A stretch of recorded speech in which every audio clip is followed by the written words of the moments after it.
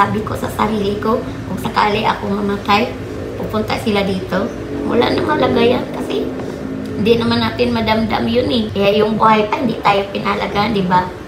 At saka yung patay na tayo, saka pa maglalabasan yung mga tulong o kahit ano. Hello po mga auntie, mga uncle. Magandang araw po sa inyong lahat. Andito po tayo ngayon sa bahay nila Ate Rizalyn at saka si Lynette.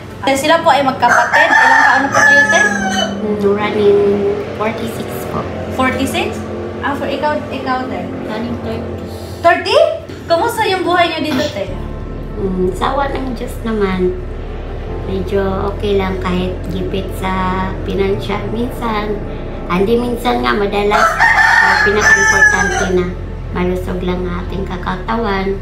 Minsan may sakit pero sa awa ng Diyos nakakaraos naman sa mga karamdaman.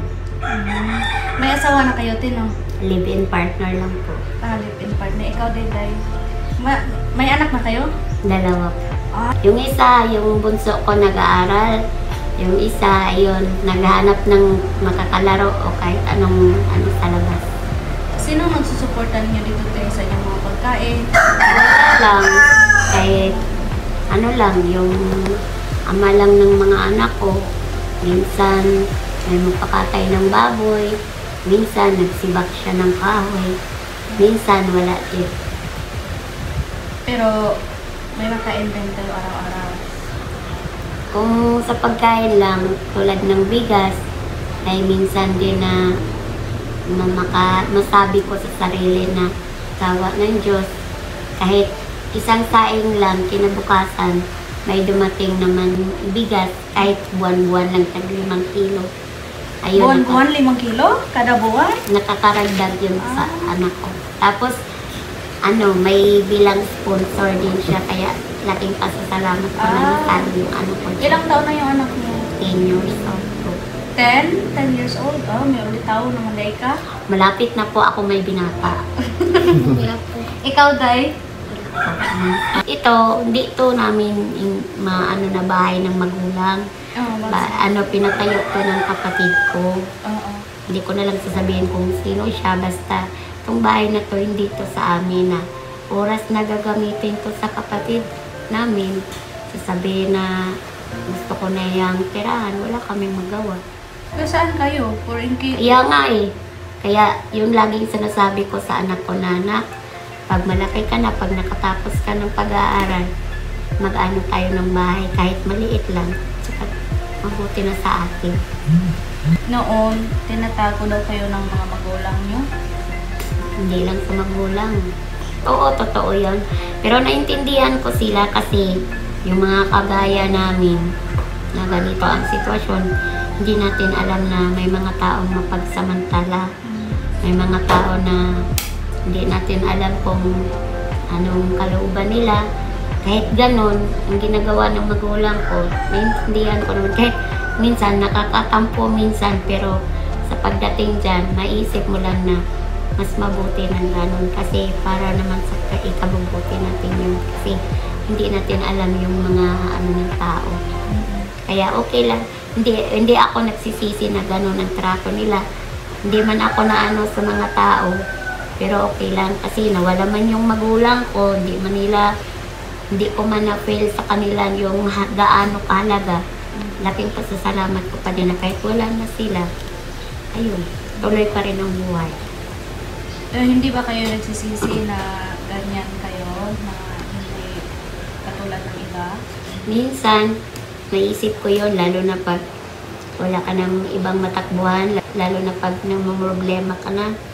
Pagdating lalong-lalo na, yung kahinaan mo nasa anak mo, yung may karamdaman ng anak mo, hindi mo alam kung saan ka tatakbo, hindi mo kayang tumayo na humingi na kung sinong may mabuting puso dyan. Walang ibang tutulong sa akin. Itong kapatid ko, magpo-post yan sa social media na sino bang maawa dyan. Walang hindi nagbigay ng tulong na hindi dadaan sa social media kasi wala namang bumisita sa amin dito. Kahit na sariling kapatid, sasamain man nila, pero totoo yun. Kahit sila, hindi naman nila nagawang dumalaw. Kaya nga, masasaktan nga ako, Hardy, kasi na makita natin, pagpatay na yung tao, di ba? Doon ang halaga nila. Sabi ko sa sarili ko, kung sakali ako mamatay, pupunta sila dito. Wala na malaga yan kasi hindi naman natin madamdam yun eh. Kasi wala na tayo. Paano pang halaga nila magpapakita pa sila kung ipapakita nila yung pagmahal nila, ay patay na tayo. Kaya yung buhay pa, hindi tayo pinalagaan, di ba? At saka yung patay na tayo, saka pa maglalabasan yung mga tulong o kahit ano. Sa mga salita na ganyan.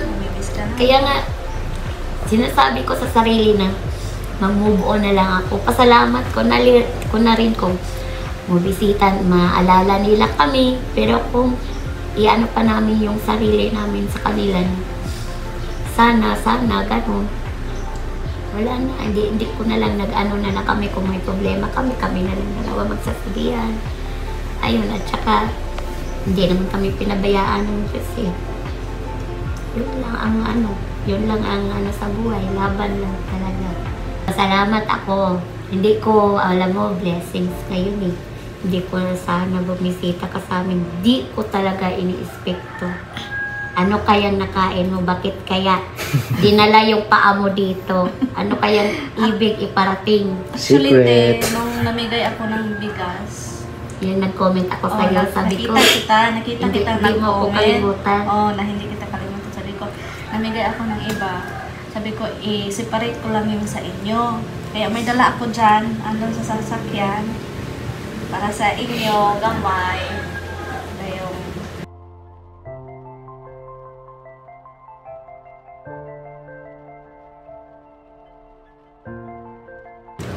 buti pa kayo eh. Sarili naming kapatid, ilang taon na. Magsi 7 years na yung anak ko eh. Kahit man lang itapagtanong niya sa kapatid niya na, kumusta na yung ate mo doon? May kinakain pa sila. wala tayong narinig. Kahit bati nga eh. Kahit Wala niyong Happy New Year oh. Kumusta pa kayo dyan? Buhay pa ba kayo? Ang bahay, inaayos nyo na yung bahay, wala. Nagparamdam na nga siya eh. Pero ang sinabi lang, I'm fine, thank you daw. Yun lang. Asan siya ngayon? Yung bilang ate ko, nasa Sibulan. Yung bunso ko naman na lalaki, nandun pa rin. Pero, naintindihan ko sila kasi may nagsabi sa amin na baka busy sila sa pamilya nila. Pero, kahit naman siguro may pamilya na, kahit man lang saglit, kahit man lang ilang minuto lang. Hindi ako naghangad na may maitulong sila. Kasi, mas importante yung dinadalaw ka kaysa madala nila, di ba? Kung may mabigay, di salamat. Kung wala, okay lang. Importante yung presensya. Kaya nga ako minsan sasaktan ako kasi kadalasan magdadalaw sa amin dito, walang iba. Mga tao nga, hindi namin kadugo. Mas sabi nga nila na mas mabuti pa yung ibang tao na hindi Oo nga, masama man yun sasabihin kasi kahit anong mangyari, hindi man mawala sa mundo na magkapatid kayo or isa lang ang dugo ninyo, isa lang kayo pinanggalingan. Pero sabi ko sa sarili, kailan pa kaya nila kami dadalawin? Kailan pa kaya? Nag-ano yung taon, di ba? Hindi natin alam yung kung anong mangyayari sa atin. Pero kapag nagkakasakit kayo, Kami lang, walang kumustahan, walang ano. Hindi lang dalawa. Pero hindi niyo pa naranasan na magkasakit kayo, na madala kayo sa ospital? Siya pa lang. Ako na ospital ako, yung pagpanganak ko lang. Pero kung magkakasakit, wala. Pero yung pagpanganak mo normal? Cesarean. Yung dalawa cesarean, pero yung mga baby nyo is normal. Okay, kakawa ng Diyos. Kaya nga blessings daw ako eh. Oo, Gifted blessing. daw ako eh. Oo. Kaya nakaka-bless yun na pag may makakita sa akin. Buti nga, ganyan. Yun, mapapawi na yung ko sa lungkot ng mga kapatid ko. Hindi ko na lang i-focus na ano nila. Kasi total, nabubuhay naman kami na wala sila eh. Actually, te, may dala ako dyan konting grocery, 5 kilong bigas, pero mo palit ko usog o tungas akong bugas para ninyo. Salamat. Kaya actually, 5 kilo lang yung nakuha ko, pero para matagal nyo pa maubos pa, dugangan ako tungas sa akin. Hindi ko talaga na-expect. Wala ka naman sign. Hindi ka naman nag-comment. Wala ka talagang kibo. Naka-online lang ako lagi. Hindi ka nag-ano. Naku, Lord. Thank you, Lord. Oo. Kasi matagal na kayo nasa isip ko. Sabi ko, Naintindihan ko naman yun. Alam ko lagi kang busy. oo. Pero nag-aaway ba kayo? Ay, alam mo naman bilang ate, syempre, ikaw yung mag-a-adjust. Kaya matita rin eh. May ano yung tao, may ugali talaga yun. Kahit kailan. Ay, normal naman talaga yan sa Oo, mga may ano kapatid. talaga yan, Gabi pero- nga ang kapatid ko, nag-aaway kami. Mas ano yung katawan ko kaysa sa kanya. Sakitin kasi siya minsan. Ah, siya. O, kaya inintindi ko na lang na Sa inyong dalawa, siya yung masakitin. simula nang iniwan kami ng kapatid namin nang namatay ng mama ko. Iniwan ako ng mama ko na ako ang nagdadala ng responsibilidad sa kanya. Kung magkakasakit, walang iba. Yung nanay mo dati, di ba? Siya yung nagtutulong sa amin doon sa hospital. Sa hindi pa po nakakaalam, yung mama ko dati, nabuhay pa yung Dito mama sila, ko. Medyo, Si mama din yung tumutulong sa kanila. yung mama niya dati, close ko yun. Yung ano namin, nalulungkot nga ako kasi yung wheelchair namin parang bibigay na. Uy. Na plano nga akong mabibidyo ako para may maka-sponsor, nahiya naman ako. Sa wheelchair nyo? Yung dalawang wheelchair nyo? Sirang-sira. Ilang taon na yung wheelchair nyo? Ano na yun? Sabi ko? Ewan ko. Maliit pa yung, wala pa yung Buntis anak, pa ka, buntis pa ako sa anak ko. Sana may butihing puso naman dyan kasi magagamit namin yan sa pagsimba. Yun lang ang gamit namin, pati Every Sunday kayo nagsimba. nagsimba. Tapos, ano, pag may lalakarin ako, So kapag dito sa bahay, naka-wheelchair kayo? Or hindi, ganito lang? mahirap kaya. Paano ba tayo mag-wheelchair? Sino magtutulak? O yung may siraulong pang bata, itulak ka dyan sa hagdanan. Ako, ang hirap. Paano kayo sasakay sa wheelchair? Ano, May kakarga sa inyo? yung anak ko, minsan. Yung 10 years old na anak mo, magbubuhat sa'yo? Buhatin niya na ako, tapos ikarga Wala niya pa, ako. madaog ka niya? Itatakbo pa nga ako niya, papunta dito sa loob eh. Siya din. Hindi, kaya. Hindi niya kaya. 50 kilo? Yan kayang buhatin. Parang magkasing ano lang kayo, timbang. Oo. O mas magaan pa siguro ikaw sa kanya. Pero ikaw, ginaasad ka niya. Yano-yano lang iano, tapon-tapon takbo. Pero maglakad-lakad lang kayo dito. Kami yung magsaing, kami yung maglaba, yung nag-alaga ng 2 anak ko. Yung iba magsasabi na may katulong daw. Ano naman, hirap nga tayo makabili ng kahit tuyo lang. Mag-ano pa tayo ng katulong. Pero yung lababo nyo, andyan Walang lang. lababo. Guguyo din pa yung labador tapos dalhin doon sa loob. Ngayon, ano na buhatin tubig? yung Saan labador. kayo maghuhugas? Doon, yung banyo namin yan. O, Okay. dyan. Daan. O. So, Kaya, sinadya to ng nanay namin siguro na ganito ang forma ng bahay. Kasi nakikita niya yung sitwasyon. Kaya nga, bigla akong maisip nga, buti na nga siguro na ganito ang ginawa ng nanay namin. Kasi wala nang nag-ano sa amin. kayo na lang. Kayo Siguro na. nakita ng nanay mo noon na darating ang panahon. Kaya nga na nagtalo kayo- kami ng kapatid ko bago siya nag-asawa. Sabi ko, ba't ganon? Priority niya yung side niya sa kabila. Kasi mahirap naman kasi yun. Pero sige lang, okay lang. Eh, sa kanila, pabigat kami. Okay lang. Magaan naman yun sa amin. Eh. Kung sila nabibigatan kami, magaan naman yun. Gaan naman yun eh. Gaan at kulang lang iyan o to. Madali ka lang iyan dyan. Oh. Di naman masyadong mabigat. So magluluto kayo, te? Saan kayo magluluto? Doon. Yung ano, yung lababo. Ano na yun eh. Sirang-sira na yun. Oh. Sundin mo doon. Kailan ako hindi nakakot. Pero te, may lababo mo kayo dito, te. Ay, yung may mga paawal dyan. Diri. Dito sila magluluto mga inday. Ang cute. Ang cute. Ay, may tubig sila. Diyan kami nagluluto. bakit ka nahulog? Ew.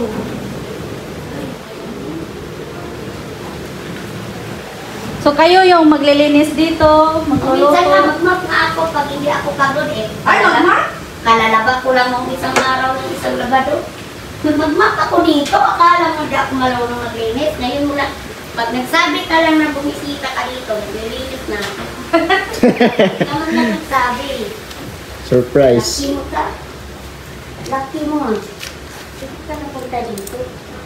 Doon, ayun.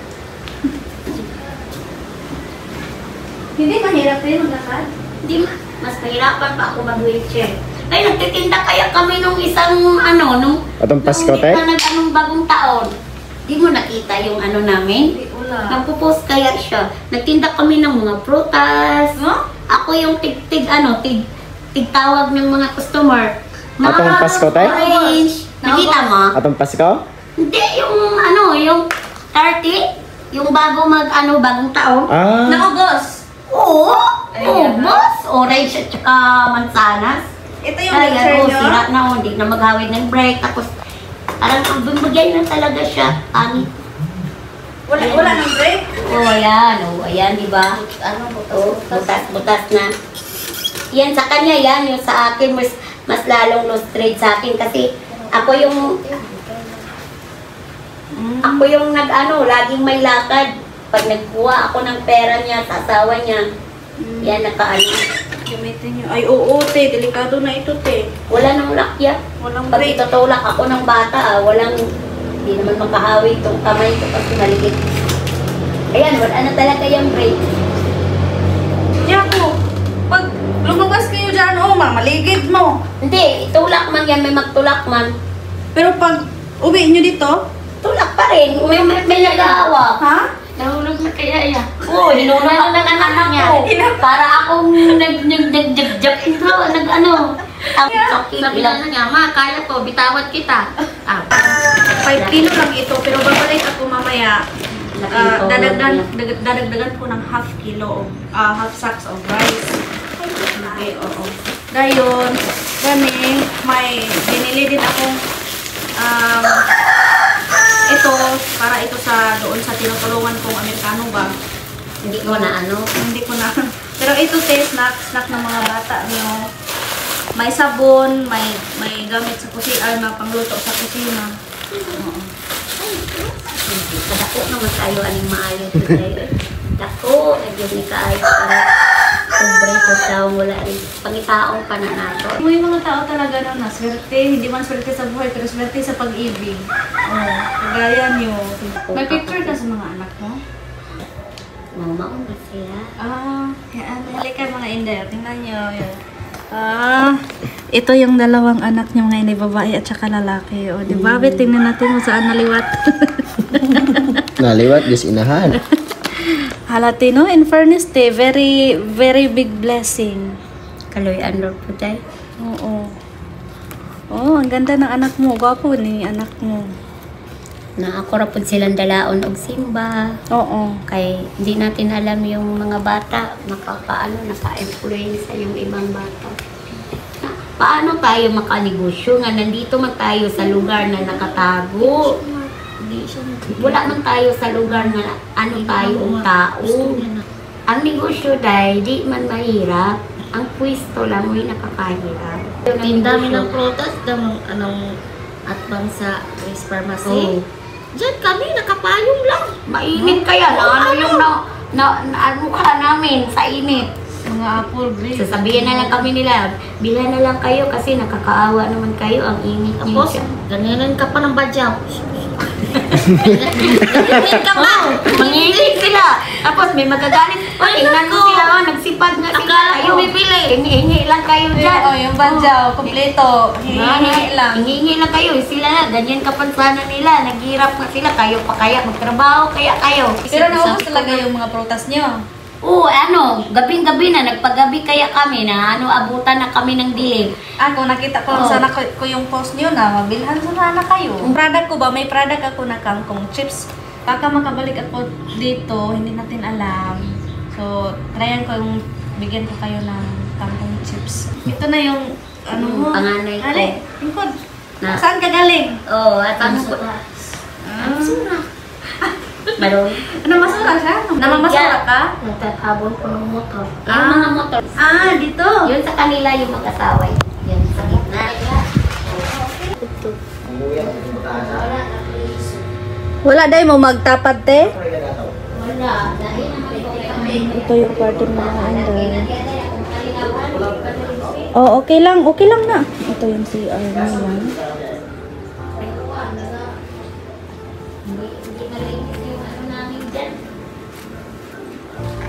Hindi nyo ba naisip na sana makakalakad kayo ng maayos, normal kayo?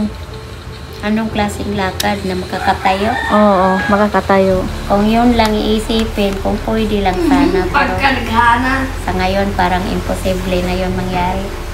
Kahit man lang, hindi, gusto mo kumain, anong oras, di ka makain, kahit wala ka ng ipin. O, kain ka pa ng kindi. Eh, pag ano mo sa wallet mo, wala namang laman.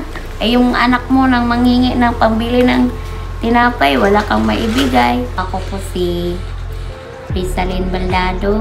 Kung may bukal sa puso man na tumulong, kung sinong makapagbigay ng bilang pangpunan lang sana, magbigyan na lang ako ng 500 amount lang, nakakatulong na yun sa akin. Ibali na yun, makakabili na ako ng 500? konting bigas, ulam sa anak ko, pangbaon nila. Kasi yung tatay nila hindi palaging may trabaho. Nagtsatsaga lang din. Kasi dito sa probinsya, walang maano na trabaho. Hindi na ako sana hingi ng tulong kung hindi ganito yung kapansanan ko. At pa man ako hingi kung tatayo na lang ako sa sarili ko. Kung sinong makapagbigay sa amin, lalo na yung pang-ano lang namin talaga na makakaraos kami kahit konti lang. Makakaraos kami sa araw-araw. I-mention ko na din po si Rapi Tolpo. Kung saan naabot yan, alam ko mapagtulungin din siya sa tulad din ng mga mahirap. Salamat. Ako, te, may konti akong natira dito. Pang dagdag baon ng mga anak mo. Naku, hindi yan konti. Malaki-laki na yan. Maraming talagang salamat, Art. At sana po, more bless you at sa pamilya mo. At saka, salamat na kahit busy ka, hindi ko talaga iniisip na araw na to. Minsan ka man lang dumalaw dito, pero napaka-ano na yun sa amin. Sobrang saya namin kasi nagbigyan mo kami ng oras.